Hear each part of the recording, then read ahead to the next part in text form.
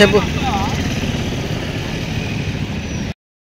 Road వెంటనే Tagilepalli road వెంటనే Tagilepalli road వెంటనే తగిలేపల్లి రోడ్డు వెంటనే తగిలేపల్లి రోడ్డు వెంటనే వెయ్యాలి బ్రో సతీష్ వెయ్యాలి వెయ్యాలి తగిలేపల్లి రోడ్డు వెంటనే వెయ్యాలి వెయ్యాలి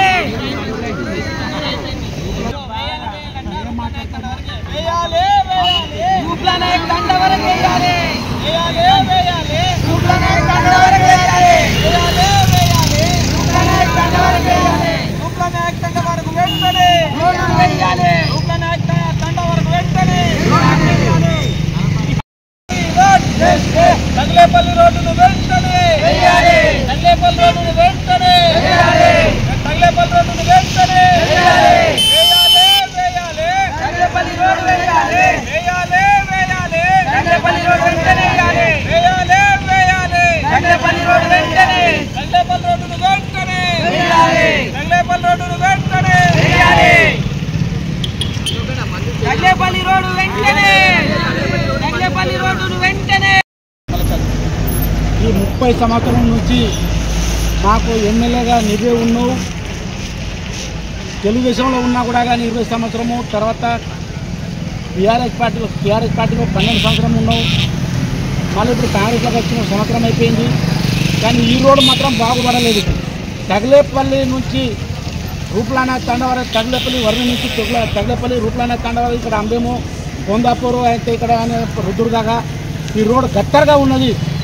ఎప్పుడైనా కానీ ఒక అర్ధరాత్రి కనుక బాలెంత తీసుకపోతే మధ్యలో నీళ్ళు ఆడుతుంది కానీ మరి తప్ప హాస్పిటల్ దాకా ముట్ట లెక్కలే లేదు.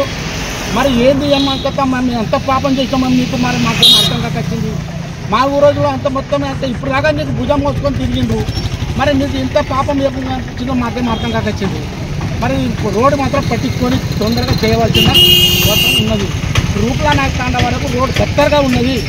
మధ్యలో 5 సంవత్సరం బాధ్యత వచ్చినప్పుడే చేసింది రోడ్డు. తర్వాత నువ్వు చేయలేవు, ముందు కూడా చేయలేవు. నువ్వు ఎందుకని చేస్తలేవు? మా ఓట్లు అయితే మీకు అక్కడ కానీ మాకు రోడ్లు అయితే మాకు అక్కడ లేదా? మేము అంతే పడకూడదు అని చెప్పుకుంటే అక్కడనే నడాలన్నా? అది ఒక్కసారి గమనించే అవసరం మీకు ఉన్నది అని చెప్పేసి మంత్రి గారికి చెప్తున్నాం. మాజీ మంత్రి గారు ఈ వర్రి నుండి స్టార్ట్ అయ్యే రోడ్ ఏదైతే ఉందో ఈ కోటాయి క్యాంపు, అబ్బారావు క్యాంపు, తగిలేపల్లి, అంబము, రూప్లానా తండ, రాంపూరు, కోడిగిరి వరకు వెళ్తుంది ఈ రోడ్డు. ఈ రోడ్డు పైన సుమారు 10 గ్రామాల ప్రజలు తిరుగుతారండి. ఈ రోడ్డు పైన దాంట్లోపల్ల వ్యవసాయదారులు ఉన్నారు, రైతులు ఉన్నారు, ఉద్యోగస్తులు ఉన్నారు, విద్యార్థులు ఉన్నారు. ఎక్కువ మంది విద్యార్థులు ఉన్నారు. మన కోటాయి క్యాంపు దగ్గర సుమారు 5-6 స్కూళ్ళు ఉన్నాయి సార్. ఈ 5-6 స్కూల్ లోపల సుమారు కొన్ని వేల మంది విద్యార్థులు ప్రతిరోజు తిరుగుతూనే ఉంటారు. వాళ్ళకు ఎంత ఇబ్బంది అవుతుందంటే అంత ఇబ్బంది అవుతుంది. ఎన్ని రోజుల నుంచి చెప్పిన ఈ సమస్యను ఎవరు కూడా పట్టించుకోవడం లేదు. ఆర్ఎండ్బి అధికారులకు కూడా చాలాసార్లు తెలియజేయడం. ఆర్ఎండ్బి అధికారులు కూడా చొరవ చూపి ఏమన్నా అడిగితే ఏమన్నా అంటే ఇది వర్షాకాలం, ఇది పోయిన సంవత్సరం కూడా సేమ్ ఇదే మాట చెప్పడం జరిగింది. ఇది వర్షాకాలం, వర్షాలు పోయిన తర్వాత ఇస్తామని చెప్పారు. ఆ వర్షాలు పోయినాయి, మళ్ళీ ఈ వర్షాలు వచ్చినాయి. అంటే సుమారు సంవత్సరం అయిపోయింది. సంవత్సరం నుంచి కూడా ఎటువంటి పనులు ఇక్కడ జరగడం లేదు. ఈ కోటాయి క్యాంపు వరకు మాత్రం వేశారు అంతే. దానివల్ల చాలా ఇబ్బందులు అవుతున్నాయి, చాలా ఇబ్బందులకు గురవుతున్నాం. మా బండ్లు ఖరాబ్ అవుతున్నాయి, ప్రాణాలు పోతున్నాయి. కాబట్టి దీనిపైన తొందరగా ఆర్ఎండ్బి అధికారులైనా సరే తొందరగా స్పందించి, ఒకవేళ సరే వర్షం వల్ల మీకు వేయడానికి ఇబ్బందిగా ఉంటే వర్షం వెళ్ళేంత వరకన్నా, వర్షాకాలం పోయేంత వరకన్నా తాత్కాలికమైనటువంటి మొరం కానీ చిప్స్ కానీ ఏవైనా వేసి ఈ గుంతలు ఏవైతున్నాయో ఆ గుంతలను పూడ్చవలసిందిగా మా పార్టీ తరఫున మేము ఈరోజు డిమాండ్ చేస్తున్నాం. మొత్తం